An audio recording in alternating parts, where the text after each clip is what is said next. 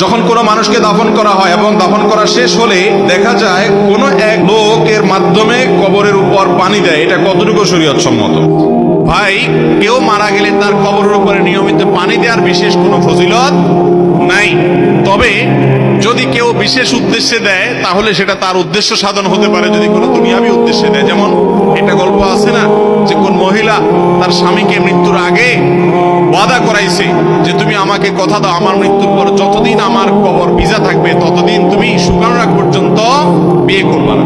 স্বামী বলছে ঠিক আছে, ওয়াদা করলাম। যখন কোনো মানুষকে দাফন করা হয় এবং দাফন করা শেষ হলে দেখা যায় কোনো এক লোকের মাধ্যমে কবরের উপর পানি দেয়, এটা কতটুকু শরীয়ত সম্মত?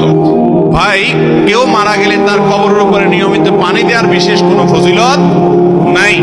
তবে যদি কেউ বিশেষ উদ্দেশ্যে দেয় তাহলে সেটা তার উদ্দেশ্য সাধন হতে পারে, যদি কোনো দুনিয়াবি উদ্দেশ্যে দেয়। যেমন এটা গল্প আছে না, যে কোন মহিলা তার স্বামীকে মৃত্যুর আগে ওয়াদা করাইছে যে তুমি আমাকে কথা দাও, আমার মৃত্যুর পর যতদিন আমার কবর ভিজা থাকবে ততদিন তুমি শুকানো রাখ পর্যন্ত বিয়ে করবা না।